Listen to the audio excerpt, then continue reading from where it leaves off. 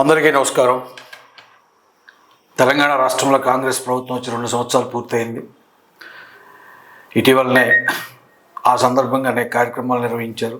అనేక రంగాల గురించి కూడా మంత్రులు, సంబంధిత మంత్రులందరూ కూడా సమీక్ష చేశారు. ఈ సందర్భంలో ఆర్టీసీని రవాణా శాఖ మంత్రి గారు, అలాగే రాష్ట్ర ఉప ముఖ్యమంత్రి భట్టి విక్రమార్క గారు సమీక్ష చేస్తూ కొన్ని అంశాలని ప్రకటన చేశారు. దాంట్లో మొదటిది ఏదైతే ఈరోజు ఆధార్ కార్డుని బేస్ చేసుకొని రాష్ట్రంలో మహిళలకి ఫ్రీగా రవాణా సదుపాయాన్ని కల్పిస్తున్నారో, ఆధార్ కార్డు స్థానంలో స్మార్ట్ కార్డుని తీసుకొస్తామని చెప్పి ప్రకటన చేశారు. ఇది స్వాగతించదగ్గది. అయితే ఇప్పటికీ 2 ఏళ్ళు ఆలస్యమైంది. ఏదైతే ఈ ఉచిత ప్రయాణాన్ని, మహిళలకు ఉచిత ప్రయాణాన్ని తీసుకొచ్చారో ఆ జీవోలోనే 2 నెలల కాలంలోనే ఆర్టీసీ యాజమాన్యం స్మార్ట్ కార్డు ఇవ్వడం కోసం చర్యలు తీసుకోవాలని చెప్పి ఆ రోజు జీవోలోనే జారీ చేశారు. మరి 2 సంవత్సరాల కాలం జాప్యానికి కారణం ఏంటనేది ప్రభుత్వం ఎక్కడ విశ్లేషణ చేస్తూ కానీ ఏమీ చెప్పలేదు. ఇప్పుడు కూడా ఏదో స్వచ్ఛంద సంస్థకి ఇచ్చి దాని ద్వారా ఇస్తామని చెప్తున్నారు. ఇది ఎంత కాలం పడుతుందో తెలియదు. ఏమైనా వెంటనే అటువంటిది ఇవ్వాలని కూడా స్టాఫ్ అండ్ వర్కర్స్ ఫెడరేషన్గా మొదటి నుంచి ఆ స్కీమ్ ప్రకటించడానికి ముందు నుంచి కూడా అటువంటిది కోరాను. దానికి కారణం ఏంటంటే ఆధార్ అప్డేషన్ లేకపోవడం.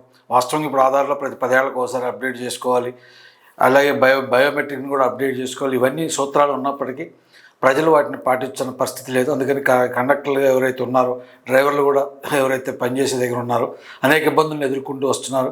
10 సంవత్సరాల క్రితం ఫోటో లేదా చిన్నప్పుడు ఫోటోలు పెట్టుకున్న ఆధారాలు ఉన్నాయి. అవి చూసి టికెట్ ఇస్తే ఒక సమస్య, టికెట్ ఇవ్వకపోతే ప్రయాణికుల సమస్య. అది ఘర్షణలు, గొడవల దాకా వెళుతోంది.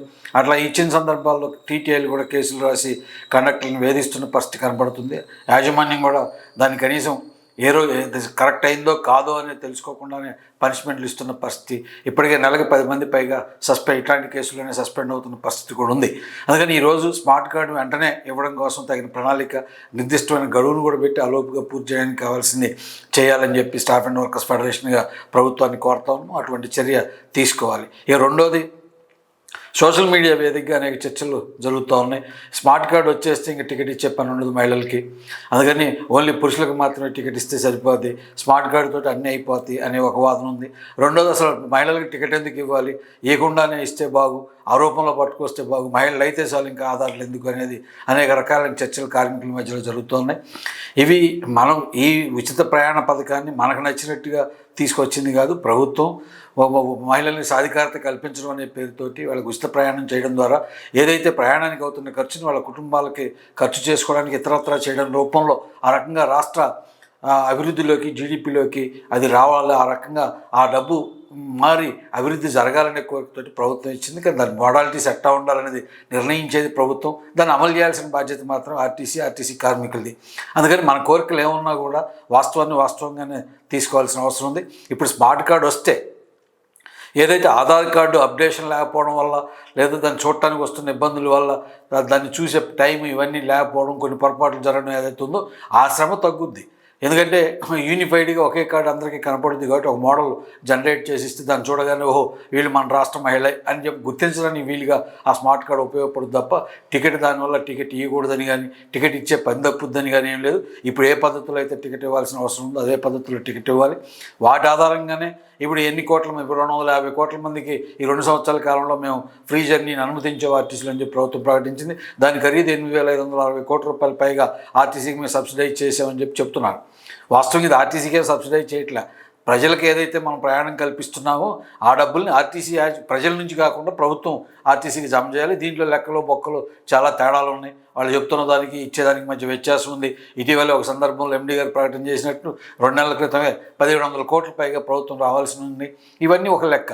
కానీ 1,700 కోట్ల రూపాయలు రావాల్సి ఉన్న దాదాపు 8,000 కోట్ల రూపాయలలో 7,000 కోట్ల పైగా ఆర్టీసీకి ఇచ్చిన మాట కూడా వాస్తవమే.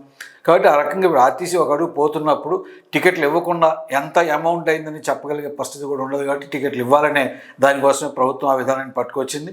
అందుకని ఇప్పుడు మనకు వచ్చిన సమస్యను చూడాల్సింది, ఇవాళ ఆధార్ కార్డు ప్లేస్లో స్మార్ట్ కార్డు వస్తే ఈజీగా ఐడెంటిఫై చేయడానికి, త్వరగా టికెట్ ఇవ్వడానికి కుదురుతుంది. అట్లాగే ఇప్పుడు ఏదైతే కొన్ని ఆంధ్రప్రదేశ్కి సంబంధించి ఇతర రాష్ట్రాల్లో కూడా ఇక్కడ తీసుకున్నారు అని అంటున్నారు, ఆ ఆధార్ కార్డు 2 ఉన్నాయి, 3 ఉన్నాయి, ఇట్లాంటివి కూడా వస్తున్నాయి. అట్లాంటి దానికి అవకాశం లేకుండా ఈ రాష్ట్ర ప్రజలకు మాత్రమే, ఈ రాష్ట్రంలో ఉన్న మహిళలకు మాత్రమే స్మార్ట్ కార్డు ఇస్తారు. కాబట్టి ఆ రకమైన ప్రయాణంలో సులువైన పద్ధతి ఉంటుంది. అంతవరకే దాని నుంచి వచ్చే రిలీఫ్ తప్ప మొత్తం టికెట్ ఇచ్చే వ్యవస్థ కానీ ఇది కానీ ఏమి ఉండదనే భ్రమంలో కార్మికులు ఎవరు ఉండొద్దని చెప్పి మేము కోరుతున్నాం. ఈ సమస్యలు ఏవైతే ఉన్నాయో ఇప్పుడు టీమ్ మిషన్లలో వస్తున్న సమస్యలు, ఏదైతే జీరో టికెట్ కంట్రోల్ దాన్ని మళ్ళీ ఆఫ్ కొట్టకుండా పెయిడ్ టికెట్ ఇస్తే రాకపోవడం, దానివల్ల కలెక్టర్ కేసులే ఉద్యోగాలు పోగొట్టి ఈ ప్రమాదం అంతా ఉంది.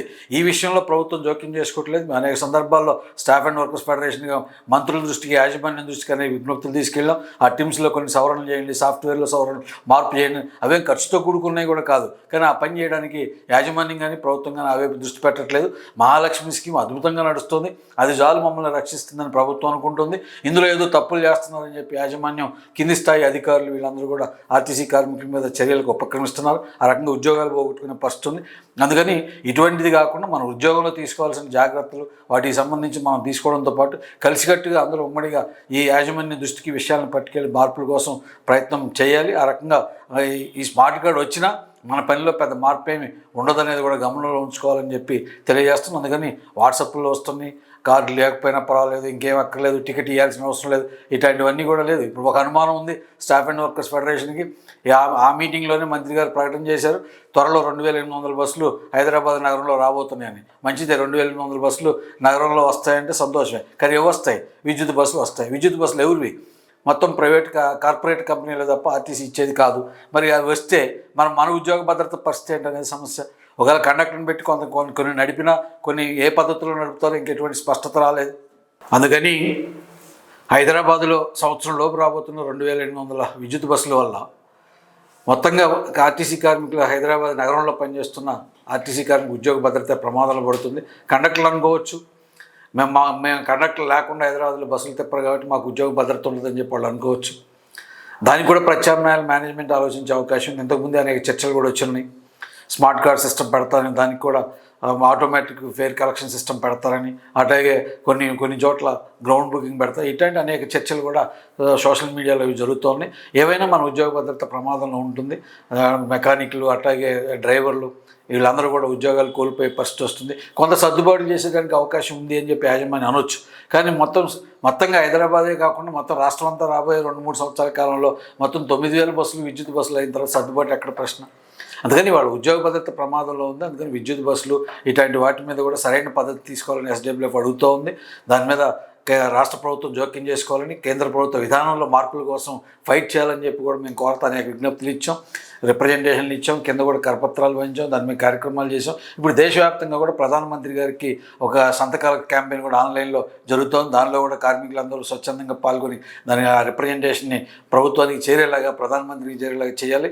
రాబోతున్న కాలంలో ఈ అంశం మీదనే పెద్ద ఎత్తున ప్రజల్ని, కార్మికుల్ని అందరినీ కదిలించి ఆర్టీసీ పరిరక్షణ ఉద్యమాన్ని మరింత తీవ్రతరం చేయాలని, అందులో భాగంగా రేపు ఎస్డబ్ల్యూఎఫ్ రాష్ట్ర కమిటీ కూడా జరుగుతుంది. దాంట్లో ఇప్పుడున్న పరిస్థితిని అంతా సమీక్ష చేసుకొని రేపు దానికి సంబంధించిన 25వ తారీఖు జరిగే రాష్ట్ర కమిటీలో భవిష్యత్తు కార్యాచరణ కూడా నిర్ణయిస్తాం. అలాగే నిన్ననే సెంట్రల్ స్టేట్ యూనియన్స్ అన్ని ప్రకటించాయి. ఫిబ్రవరి 12వ తారీఖున ఇవాళ ఏదైతే కేంద్ర ప్రభుత్వం మొత్తం దేశ కార్మిక వర్గం మీద, ప్రజల మీద యుద్ధం ప్రకటించినట్టుగా అనేక పథకాలని, స్కీముల్ని మార్పు చేయడం, అనేక చట్టాలను మార్పు చేసే ప్రయత్నం చేస్తుందో దీని మీద మొత్తం ప్రతిఘటనోద్యమాన్ని ముందుకు తీసుకోవాలని కూడా పిలిపించారు. అందుకని రేపు జరగబోతున్న సమావేశంలో మొత్తం ఈ ప్రతిఘటనోద్యమంలో ఆర్టీసీ కార్మికులు కూడా ఎలా తీసుకోవాలనేది కూడా మేము చర్చిస్తాం. ఆ రకంగా మొత్తం ఆర్టీసీలో పనిచేస్తున్న అన్ని కార్మిక సంఘాలని, అదే రకంగా మొత్తం ఆర్టీసీ కార్మికులందరినీ కూడా ఐక్యంగా ముందుకు పట్టుకుపోవడానికి, ఈ ప్రతిఘటనోద్యమంలో భాగస్వాములు చేయడానికి కావాల్సిన ప్రయత్నం చేస్తాం. అందరూ సహకరిస్తారని చెప్పి ఆశిస్తూ ధన్యవాదాలు.